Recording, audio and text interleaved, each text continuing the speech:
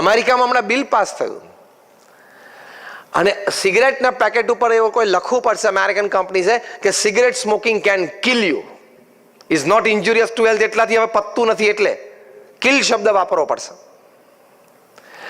રશિયાની ડ્યુમામાં હમણાં bill pass થયું. ડ્યુમા ઇઝ ધી પાર્લામેન્ટ. રશિયામાં પાર્લામેન્ટને ડ્યુમા કે DUMA, ડ્યુમામાં બિલ પાસ થયું કે children under 14 they should not be out of their house after 9 PM because it is dangerous for their ethics and morals. 14 વર્ષથી નાના સંતાનોએ રાત્રે 9 વાગ્યા પછી ઘરમાંથી એકલા નહીં નીકળવાનું, કોઈ વડીલ સાથે હોય તો જ, નહીં તો એની નૈતિકતામાં પ્રશ્ન થઈ શકે ને નૈતિકતામાં વાંધો આવી શકે, એ ખોટા સંસ્કારો શીખે. ફ્રાન્સની ગવર્મેન્ટે હમણાં બિલ પાસ કર્યું કે after 6 you have the right to reject your work. સાંજે 6 વાગે ને એટલે તમે તમારું કામ રિજેક્ટ કરી શકશો. તમારા CEO કે MD નો પણ મેલ આવે અને મેલમાં ઉપર ટાઈમ હોય 6:01 તો તમે મેલનો જવાબ ન આપો તો તમને કોન્સ્ટિટ્યુશનલ અધિકાર છે. It's a constitutional right to reject work after 6. Tension ઓછું કરવા માટે, સ્ટ્રેસ ઓછો કરવા માટે, ડાયાબિટીસ શુગરના પ્રોબ્લેમ્સ બધા ઓછા કરવા માટે, ફેમિલી લાઈફ જીવી શકે એની માટે, ફેમિલી ડિસ્પ્યુટ્સ ઓછા કરવા માટે આ પ્રેક્ટિકલ કોન્ક્રીટ રિયલ સ્ટેપ છે. ન્યુઝીલેન્ડની ગવર્મેન્ટ અત્યારે વિચારે છે કદાચ નેક્સ્ટ મંથ એ લોકો બિલ મૂકશે. પહેલી વાર એ પ્રયોગ છે. હવે પ્રયોગ કેટલો સફળ જાય એ લોકો હજી સમજે છે. પ્રયોગ ઉપર છે 4 day વીક ફેમિલી લાઈફ માટે. વિચારે છે બધા આ બધી વસ્તુ.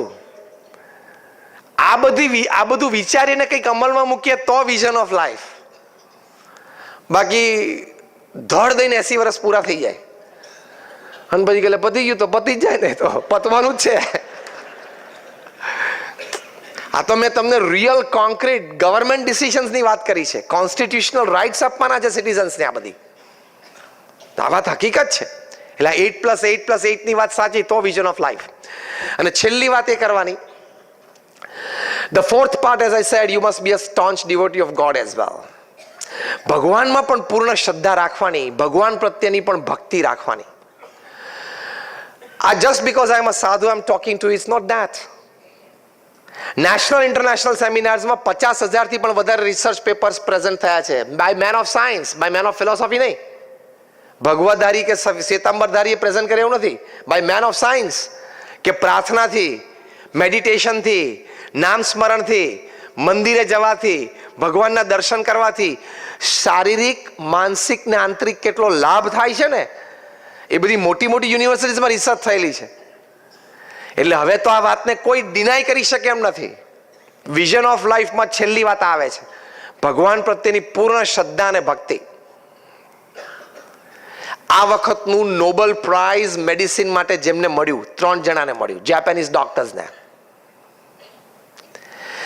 એ નોબેલ પ્રાઇઝ શેની માટે મળ્યું? એ લોકોને કેન્સરના ક્યોર માટે એમને એક નવી થેરાપી શરૂ કરી. Experimented, proved. અત્યાર સુધી આપણે રેડિયોથેરાપી કે chemotherapy whatever, this is autotherapy. એમાં તમારે ઉપવાસ ચાલુ કરવાના. એ લોકોએ સાયન્ટિફિકલી પ્રૂવ કર્યું કે hungry body eats up damage and cancer cells. કે ભૂખ્યું શરીર હોય ને એ પહેલા શું ખાઈ જાય? તમારી ડેમેજ સેલ્સ હોય, કોષો, અને કેન્સરસ સેલ હોય એ બધી એ ખાઈ જાય છે અને પેટના એસિડમાં એ બધું પચી જાય છે. અને પછી એ ઉપવાસથી એમણે પ્રૂવ કર્યું કે જે આપણે WBC હોય, વ્હાઇટ બ્લડ કોર્પસલ્સ હોય, જે આપણી બોડીની આર્મી કહેવાય, જે રોગ સામે લડે, આપણી ઇમ્યુન સિસ્ટમ, રોગ પ્રતિકારક શક્તિ, દેટ ઇઝ WBC. તો એ વ્હાઇટ બ્લડ કોર્પસલ્સની T સેલ્સ હોય છે જે એનું મુખ્ય સૈન્ય છે.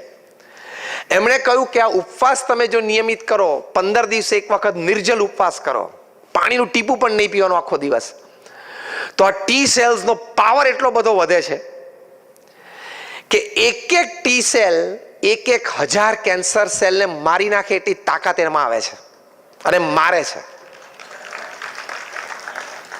પણ આપણી ખાવાની ખોટી આદતો, રાત્રે ને 11:30 વાગે બર્ગર જોઈએ ને પેપ્સી જોઈએ, પતી ગયું ટી સેલ્સ. આપણી ખાવાની ખોટી આદતો, ઉઠવા બેસવાની ખોટી આદતો, રહેણી કહેણીની ખોટી આદતો, હરવા ફરવાની વર્તનની ખોટી આદતો, એના લીધે આ સાયન્ટિસ્ટે કીધું કે ટી સેલ્સનો પાવર દબાઈ જાય છે. બાકી કેન્સર થાય છે એનું.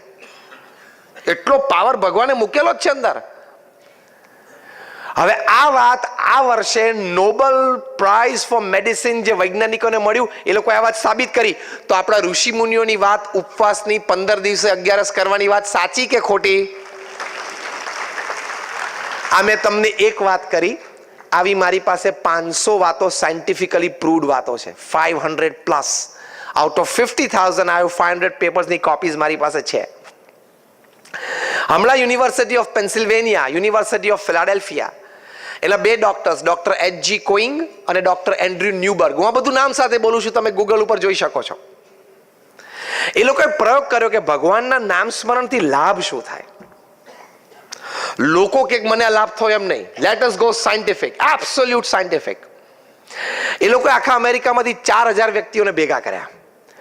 એ 4,000 વ્યક્તિઓના 4 ગ્રુપ પાડ્યા 1,000-1,000ના. એમાં પહેલું એજ ગ્રુપ હતું 4 થી 12 બાળકો, બીજું એજ ગ્રુપ હતું 12 વર્ષથી 22 વર્ષના એટલે તરુણો યુવાનો, ત્રીજું એજ ગ્રુપ હતું 22 થી 60 એટલે બૌદ્ધ વર્કિંગ ક્લાસ જે આપણે બૌદ્ધ અહીંયા બેઠા છીએ, અને ચોથું age group was 60 to 80 retired and old age people. એ 4 એ લોકોએ ભેગા કર્યા across caste, creed, colour, religion, nationality, એટલે એક વેરાઇડ સેમ્પલ હતું આખું. સ્પેશિયલ સાયકોન્યુરો સોફ્ટવેર્સથી એ લોકોના માઇન્ડ મેપિંગ થયા અને MRIs તૈયાર થયા. એટલે એબ્સોલ્યુટ સાયન્ટિફિક એક્સપેરિમેન્ટ કે એમના અમુક પ્રમાણે એ લોકો વિચાર કરે ત્યારે એમના હાર્મોન્સના સિક્રિશન શું હોય, એમના મનના ભાવો પ્રમાણે એના સિક્રિશન શું હોય છે, એનાથી એના શરીરને મનસ ઉપર અસર શું થાય છે. એટલે હાર્મોન સિક્રિશન વિચારો અને ભાવો પ્રમાણે આ સાયકોન્યુરો સોફ્ટવેર્સમાં ચેક થયા. પછી એ લોકોને કહ્યું તમે જે પણ ભગવાનમાં માનતા હોય ભગવાનની મૂર્તિને ધારીને તમે નામ સ્મરણ કરો. ભારતીય પદ્ધતિ પ્રમાણે પલાઠી વાળીને જમીન ઉપર બેસાડ્યા, કારણ કે ભગવાનના નામ સ્મરણ માટે આદર્શ પદ્ધતિ છે. એ આદર્શ પદ્ધતિ છે. આપણે પશ્ચિમ જેવું નથી, ઊભો ઊભો ખાઈને ઊભો ઊભો નાય, આવે ત્યારે હાઈ જાય ત્યારે બાય. ઊભો ઊભો ખાઈને ઊભો ઊભો જ નાય. આપણે અમુક ઋષિ મુનિઓ આપણને બહુ સારા સંસ્કારો શીખવાડ્યા છે. એટલે આ એક્સપેરિમેન્ટ થયો, 5-7 વખત રિપીટ કર્યો, પછી કીધું go back to your homes, તમે 8 અઠવાડિયા સુધી રોજ આ 12 મિનિટનો પ્રયોગ કરજો. 8 અઠવાડિયા સુધી બધા ફેથફુલી કર્યો, કારણ કે they are part of the experiment. 8 અઠવાડિયાના પ્રયોગ પછી બધાને પાછા બોલાવ્યા, પાછા 2-3 વખત પ્રયોગ કર્યો. સાયકોન્યુરો સોફ્ટવેર્સ વર્ઝન 2.0 થી એ લોકોના ફરી વખત માઇન્ડ મેપિંગ થયા, ફરી વખત MRIs થયા. એમાં જે કન્ક્લુઝન રિપોર્ટ આવ્યા, you can read it on there websites. પહેલો રિપોર્ટ આવ્યો કે જે 4 થી 12 વર્ષના બાળકો હતા એ લોકોએ નિત્ય 12 મિનિટ ભગવાનનું નામ સ્મરણ કર્યું ઇન અ મેડિટેશન પોસ્ચર. એ લોકોને 15 થી 23% એ લોકોના મેમરી પાવરમાં વધારો થયો. આ લાભ છે કે નહીં? જે 12 થી 22 વર્ષના તરુણો યુવાનો હતા એ લોકોને around 15% increase in their will power and confidence. જે 22 થી 60 વર્ષના હતા એટલે વર્કિંગ ક્લાસ હતો એ લોકોને around 15% increase in their buffer capacity, એટલે કે જીવનના ઝાટકા અને દુઃખ સહન કરવાની શક્તિમાં 15 થી 25% વધારો. કેમ કે જીવનમાં જેટલા આવવાના હોય ને એ બધા આ ઉંમરમાં જ આવી જાય, 22 થી 60માં જે ઝાટકા આવવાના હોય. અને જે 60 થી 80 વર્ષના હતા રિટાયર્ડ અને ઓલ્ડ એજ પીપલ એ લોકોને about 23% increase in their strength of immune system. રોગ પ્રતિકારક શક્તિમાં લગભગ 23% વધારો આવ્યો. 80 વર્ષની ઉંમરે તમારી રોગ પ્રતિકારક શક્તિમાં 23% વધારો આવે એ તમારી માટે મોટામાં મોટી વેલ્થ છે ને એ સમયે. કે હોસ્પિટલ ઓછું જવાનું થાય, દવા ઓછી લેવાની થાય, એટલે તમે સુખી અને તમારો દીકરો સુખી, દીકરાની વહુ તો એનથી સુખી. તમારું કારણ કે ટિફિન એને મોકલવાનું, દવાનું ધ્યાન એને રાખવાનું, એટલે એ તો વધારે સુખી. કે તમે ગરડા ગટપણે નામ સ્મરણ કરો ને એમાં ઘરમાં ઘણા બધા સુખી છે, ફિઝિકલી, મેન્ટલી, ઇમોશનલી, બધી રીતે. તો this experiment proved કે by chanting the holy name your memory power increases, your will power and confidence increases, your buffer capacity increases, your strength of immune system increases. આ 5 લાભ થતા હોય ને તોય આપણી માટે પૃથ્વી ઉપર સ્વર્ગ જ છે. આ પ્રૂવ થયું એક્સપેરિમેન્ટલી. આવી 1000 વાતો છે. હમણાં ઓક્સફર્ડ યુનિવર્સિટીએ કહ્યું, એ લોકોએ સંશોધન કર્યું કે ઓસ્ટિયોપોરોસિસ જે થાય છે ને, જે રોગમાં આપણા હાડકા બ્રિટલ થઈ જાય, કોઈ ડોક્ટર બેઠા હશે એમને ખબર હશે. ઓસ્ટિયોપોરોસિસ એટલે આપણા હાડકા જરા નબળા પડી જાય ને બ્રિટલ થઈ જાય ને તૂટી જાય વહેલા. એ ઓસ્ટિયોપોરોસિસ ન થાય એની માટે આપણે શું ઉપાય? 8 વર્ષ રિસર્ચ ચાલી અને ઇંગ્લેન્ડમાં જે ઓક્સફર્ડ યુનિવર્સિટી છે એ લોકોએ હમણાં સંશોધન પત્ર બહાર પાડ્યું, એની કોપી પણ મારી પાસે છે, કે ભારતીય રીત પ્રમાણે જ્યારે આપણે મંદિરે જઈએ ત્યારે આપણે ભગવાનને સાષ્ટાંગ દંડવત પ્રણામ કરીએ છીએ ને. આપણે 3 રીત છે. વડીલોનો ચરણ સ્પર્શ પણ કરીએ, કોક વખત પંચાંગ પ્રણામ પણ કરીએ અને પંચાંગ પ્રણામથી આગળ સાષ્ટાંગ દંડવત પ્રણામ પણ છે ને. એ ભારતીય રીત પ્રમાણે સાષ્ટાંગ દંડવત પ્રણામ કોઈ નાનપણથી ખાલી રોજ 5 કરે ને, ઓક્સફર્ડ યુનિવર્સિટીએ લખ્યું કે એને ક્યારેય ઓસ્ટિયોપોરોસિસ થાય જ નહીં. એના હાડકા હંમેશા સ્ટ્રોંગ રહે, કારણ કે બધા હાડકાને એમાંથી એનર્જી મળે છે. તો આપણા મહાન સંતોએ ઋષિ મુનિએ બધી પરંપરા ગોઠવી છે, સાચી છે. તું કે ના સાચી નથી, એટલે કાં તો તને આ વાતનું જ્ઞાન નથી અને કાં તો અહમ છે અને કાં તો તારે સ્વીકારવું નથી, કારણ કે સ્વીકાર પાછું કંઈક કરવું પડે.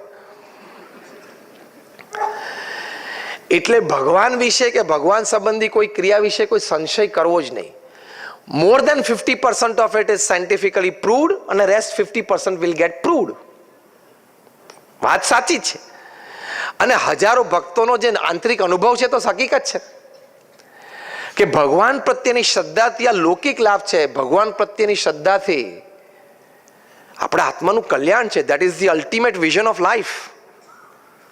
આપણા મહાન ઋષિ મુનિઓ લખ્યું છે કે આપણને 84 લાખ જાતનું તંત્ર છે. દરેક યોનિમાંથી આપણે પસાર થયા છીએ. આપણે કૂતરા, ગધેડા, બિલા બધામાંથી પસાર થયા છીએ. એવું આપણા મહાન ઋષિ મુનિ આપણા શાસ્ત્રમાં લખેલું છે. 84 લાખ જાતના અવતાર પછી આપણને મનુષ્ય દેહ મળ્યો. એ વખતે balance of life, vision of life and achievement of life ના લઈ શકીએ તો અગેન ધેટ સર્કલ સ્ટેન્ડ્સ. એ ચક્કર તો પાછું ઊભું જ રહે. એટલે અલ્ટિમેટ વિઝન ઓફ લાઈફ. હવે હું વિઝન ઓફ લાઈફની આગળ એક શબ્દ ઉમેરું છું, adjective to it. Ultimate vision of life is આપણે ભગવાન સુધી પહોંચી શકીએ, આપણા આત્માનું કલ્યાણ થાય, આપણો છેલ્લો જન્મ થાય. એ આધ્યાત્મિક જ્ઞાન છે. આ વાત કદાચ તમને ઓછી મનાય, ઓછી સમજાય, પણ આ વાતમાં શ્રદ્ધા અને વિશ્વાસ રાખજો, કારણ કે જે મહાન વાતો અત્યાર સુધી આપણે મહાન ઋષિ મુનિઓ કથિત સાંભળી એમણે જ આ બધી વાતો કરેલી છે. It is a fact, it is a real fact. માટે આ વિઝન ઓફ લાઈફ છે. Again I repeat, wonderful academic qualification and a smart professional. Second, a complete family man. Third, a great human being. And fourth, a staunch devotee of God. આ 4 role આપણે સારી રીતે ભજવી શકીએ તો આપણને vision of life આવ્યું કહેવાય. I will and my talk. છેલ્લી એક વાત કરીને આપણે પૂરું કરીએ. એક બહુ સરસ પુસ્તક હમણાં મેં એક રશિયન ઓથરનું વાંચ્યું. એ પુસ્તકનું શીર્ષક છે ધ 5 ચેમ્પિયન ક્વેશ્ચન્સ. એમના લેખક છે રોન કુર્તોસ. એમણે લખ્યું કે રોજ રાત્રે સૂતા પહેલા તમારે તમારી જાતને 5 પ્રશ્ન પૂછવાના, તો તમારો દિવસ સારો ગયો છે એમ તમારે સમજવાનું. એના ઉત્તર હામાં મળે તો. પહેલો ક્વેશ્ચન, વોટ એમ આઈ ગ્રેટફુલ ટુ ટુડે? હું કઈ જગ્યાએ કઈ વ્યક્તિને આજ માટે ઋણી છું? કોકનું તો ઋણ હોય ને તમારો દિવસ પૂરો કરવામાં, તેનો આભાર માનવો. That makes you a human being. That is your character. બીજી વાત એમણે લખી છે, જે 5 માંથી બીજી વાત એમણે લખી કે where was I helpful to today to somebody? ક્યાંક મેં નાની નિસ્વાર્થ ભાવે મદદરૂપ થાય એવી કોઈ ક્રિયા કરી? Third question, where did I do a good job? મેં સારું કામ કર્યું મારા વ્યવસાયમાં કે મારા કાર્યક્ષેત્રમાં ક્યાંક ઇમ્પ્રુવમેન્ટ લાવ્યો? ફોર્થ, ચોથો પ્રશ્ન પૂછવાનો, what did I learn today? હું આજે કંઈક નાની સારી વાત શીખ્યો? ભલે નાની વાત હતી પણ એક સારી વાત મેં સાંભળીને શીખી અને કંઈક સારો નિર્ણય લીધો. અને 5મી વાત, how did I take care of my self? મેં મારી જાતની કેવી રીતે સંભાળ રાખી, ફિઝિકલી, મેન્ટલી અને ઇમોશનલી. એટલે ફિઝિકલી એક્સરસાઇઝથી માંડીને મેન્ટલીથી સારા વિચારને વાંચનથી અને ઇમોશનલી સદભાવનાથી. આ 5 ક્વેશ્ચન તમે તમારી જાતને પૂછવાના. બહુ જ સુંદર, ન્યુયોર્ક ટાઈમ્સ ઉપર બેસ્ટ સેલર હતું ઘણા વર્ષો સુધી, ધ 5 ચેમ્પિયન ક્વેશ્ચન્સ બાય રોન કુર્તોસ. એટલે આવા બધા સારા વિચારો, this is vision of life. તો આપણું જીવન નિયંત્રણમાં રહે, ટ્રેક ઉપર રહે અને સુખી થવાય. તો આવા સારા વિચારો, આપણા દરેકના હૃદયમાં સ્થિર થાય, આપણે ખૂબ સારું જીવન જીવી શકીએ એવા આજના આ શુભ દિવસે જ્યારે આપણે આવા એક મહાત્મા કહી શકાય એવા શ્રી હરિભાઈ કોઠારી, જેમને ખૂબ સુંદર વાતો દાયકાઓ સુધી આપણને આપી છે, સમાજને આપી છે, અને એમની વાતોથી, એમના ઉપદેશથી ઘણા બધા લોકોના જીવન પરિવર્તન થયા છે, એવા આપે પણ અનુભવ્યા છે, અમે પણ ઘણા બધાને અનુભવ્યા છે. એવા એક બહુ જ પવિત્ર આત્મા તે હતા. એમના આ 80મા જન્મદિવસે આપણે એમની વાતો ને એમના વિચારો, એમની જ આ જે વાતો મેં કરી એ બધી સંલગ્ન, સરખી, સપ્રમાણ અને એક ટ્રેક ઉપરની બધી વાતો છે. તો આ બધી વાતો આપણા જીવનમાં ઉતરે એ ભગવાન સ્વામિનારાયણના ચરણોમાં અમે પ્રાર્થના કરીએ છીએ. અમારા ગુરુ પ્રમુખ સ્વામી મહારાજ અને મહંત સ્વામી મહારાજના ચરણોમાં પ્રાર્થના કરીએ છીએ.